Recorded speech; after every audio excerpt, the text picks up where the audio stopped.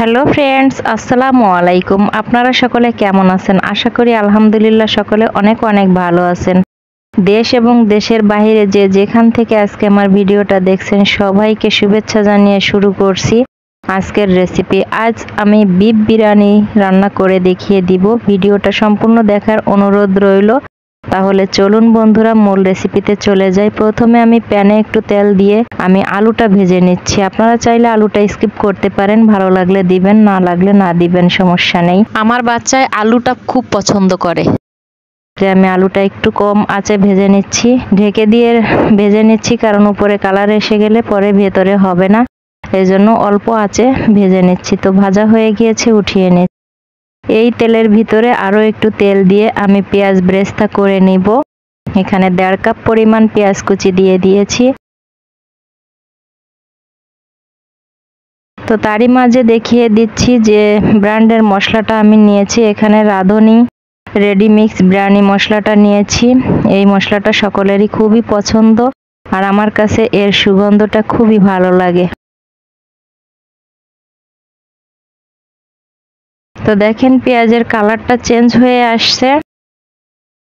তো ব্রেস্তার জন্য পারফেক্ট একটা কালার চলে এসেছে। আমি এখান থেকে অর্ধেকটা পেঁয়াজ উঠিয়ে নিব বিরিয়ানির উপরে ডেকোরেশন করার জন্য এবং পরে দেওয়ার জন্য। তো দেখতেই পাচ্ছেন অর্ধেকটা পেঁয়াজ উঠিয়ে নিয়েছি। এর ভিতরে এখন আমি মাংস অ্যাড করব।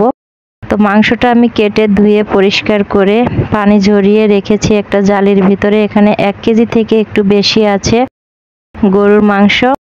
তো আমি দিয়ে দিচ্ছি, এখন মাংসটা রান্না করে নিব। তো এখানে বাটা মশলাগুলো ইউজ করছি।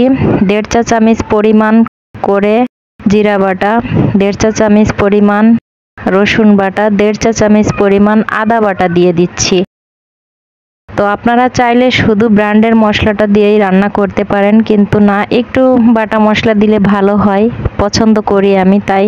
তো এখানে ঝালের গুঁড়াটা দিয়ে দিচ্ছি 1/2 চা চামচ, আর দারুচিনি এলাচের গুঁড়া দিয়ে দিলাম সামান্য পরিমাণ, আর গোটা মশলা দিচ্ছি সাদা এলাচ, লং, কালো এলাচ, একটা স্টার মশলা, 4 স্টিক দারুচিনি এবং কিছুটা গোলমরিচ আর একটা তেজপাতা। তো আপনারা ঝালের পরিমাণটা কম বেশি করে দিতে পারেন।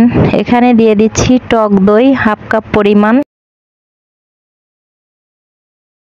আর দিয়ে দিচ্ছি রাঁধুনি রেডি মিক্স বিরিয়ানি মশলাটা, স্বাদ অনুযায়ী লবণ।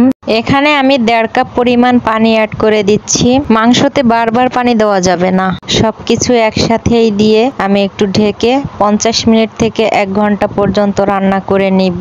বন্ধুরা, এখন আমি এটাকে ঢেকে দিয়ে রান্না করব। আর এর মাঝে দেখিয়ে দিচ্ছি চাউলের ব্র্যান্ডটা, ন্যাচুরা চিনি গুঁড়া পোলার চাউল যেটা হয় সেটা। আপনারা অনেকে বলেন যে ব্র্যান্ডটা দেখিয়ে দেন না। এই চাউলটা আমি ধুয়ে পরিষ্কার করে পানি ঝরিয়ে নিব। আপনারা আপনাদের পছন্দ অনুযায়ী যে কোনো ব্র্যান্ডের চাউল নিতে পারেন। এখন আমি মাংসটা নেড়ে চেড়ে দিব। তো এর মাঝে আমি মাংসটা 2 একবার নেড়ে চেড়ে দিয়েছি অফ ক্যামেরাতে। তো দেখতে পাচ্ছেন মাংসটা আমার প্রায় হয়ে এসেছে। মাংসটা যতক্ষণ সিদ্ধ না হবে ততক্ষণ আমি চুলার আঁচটা এখন কমিয়ে দিলাম। প্রথমে আমি একটু বাড়িয়ে দিয়েছিলাম, এখন আমি কমিয়ে দিয়ে মাংসটা ভালোভাবে সিদ্ধ করে নিব। বন্ধুরা দেখতে পাচ্ছেন পানিটা প্রায় শুকিয়েই যাচ্ছে। তো আরো কিছুটা পানি আছে, এখনো পুরাটা তেল উপরে ভেসে আসেনি। তো এখন দেখতে পাচ্ছেন পুরাটা তেল ভেসে এসেছে। আমি এখন নামিয়ে নিব। নামিয়ে ঢেকে একটা সাইডে রেখে দিয়ে আমি অন্য একটা প্যানে চাউলটা ভেজে নেব। সেক্ষেত্রে আমি এখানে 1/2 কাপ পরিমাণ তেল, 2 স্টিক দারুচিনি এবং 3 থেকে 4টা সাদা এলাচ, একটা তেজপাতা দিয়ে আমি চাউলটা ঢেলে দিচ্ছি। আমি এখানে চাউল নিয়েছি প্রায় 1 কেজির থেকে একটু বেশি, কারণ আমার মাংসটাও আছে 1 কেজির থেকে একটু বেশি। আর এখানে দিয়ে দিচ্ছি ঘি, ইউজ করেছি 2 টেবিল চামচের মতো। আর আমি এখানে রাঁধুনি রেডি মিক্স যে মশলাটা ছিল সেই মশলাটার থেকে কিছুটা মশলা রেখেছিলাম, সেই মশলাটা আমি এখন দিয়ে চাউলটার সাথে ভেজে নিচ্ছি, আর স্বাদ অনুযায়ী লবণ দিয়ে দিয়েছি। আমি এখানে চাউলটা ভেজে নিচ্ছি 10 থেকে 12 মিনিট পর্যন্ত। তো আমি আগে থেকে পানিটা গরম করে রেখেছিলাম। এখানে পানিটা আমরা কম বেশি করে নিতে পারি, আপনারা চাইলে। অনেকে বলে যে যতটুক চাল তার থেকে ডাবল পানি দিতে হয়, কিন্তু আমি কখনো মেপে দেইনি। এখন আমি এখানে দিয়েছি 6 কাপ পরিমাণ পানি দিয়েছি আর 1 কাপ পরিমাণ দুধ অ্যাড করেছি। আলহামদুলিল্লাহ এই পানিতেই বিরিয়ানিটা পারফেক্ট হয়েছে। 85% হয়ে গিয়েছে। এখন আর 15% আমি এই মাংসর যে পানি আছে বা কেওড়া জল দিব, তারপরে এই সব কিছু উপকরণের সাথে যতটুকু এতে দমে আমি বসিয়ে রাখবো, তাতেই আমার ভাতটা পারফেক্ট হয়ে যাবে। দেখতে থাকুন।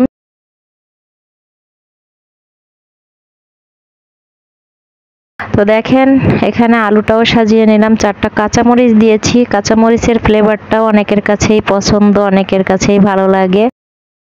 আর এখানে 6টা আলু বোখারা দিয়ে দিয়েছি আর দিচ্ছি 1 টেবিল চামচের মতো কিশমিশ ধুয়ে পরিষ্কার করে নিয়েছি আর দিয়ে দিচ্ছি পেস্তা বাদাম 1 টেবিল চামচের মতো। কিছুক্ষণ পানিতে ভিজিয়ে রেখে পেস্তা বাদামের খোসাটা ছাড়িয়ে নিয়েছি। এখন দিয়ে দিব ব্রেস্তাগুলা যে রেখেছিলাম, সেই ভাজা পেঁয়াজগুলো এখন দিয়ে দিচ্ছি। আপনারা চাইলে ভাজা পেঁয়াজের সাথে সামান্য পরিমাণ চিনি অ্যাড করতে পারেন যদি আপনারা পছন্দ করে থাকেন। অনেকে মিষ্টি একটু পছন্দ করে থাকে। তো সবশেষে এখন আমি কেওড়া জলটা অ্যাড করব। তো এখানে আমি কেওড়া জলটার পরিমাণ নিয়ে নিচ্ছি 2 টেবিল চামচ।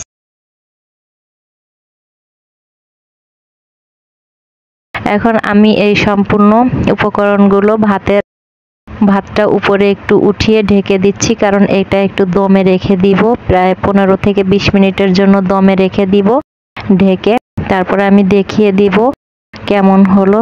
তো বন্ধুরা দেখতেই পাচ্ছেন ভাতটা আমার প্রায় হয়ে গিয়েছে। আর সামান্য পরিমাণ আরও একবার আমি কিছুক্ষণ 5 মিনিটের জন্য ঢেকে দিব, সেটাও আমি দেখিয়ে দিচ্ছি। তো এটাকে আমি মিশিয়ে নিয়েছিলাম। এখন আমি আবারও 5 মিনিটের জন্য ঢেকে দিয়েছিলাম।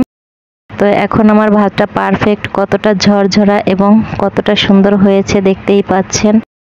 পারফেক্ট বিরিয়ানি যদি রান্না করতে চান তাহলে অবশ্যই আমার রেসিপিটা দেখে আপনারা বাসাতে ট্রাই করতে পারেন। আশা করি আপনাদের কাছে ভালো লাগবে। আর ভালো লাগলে অবশ্যই আমার চ্যানেলটা সাবস্ক্রাইব করতে ভুলবেন না, পেজটা ফলো দিতে ভুলবেন না।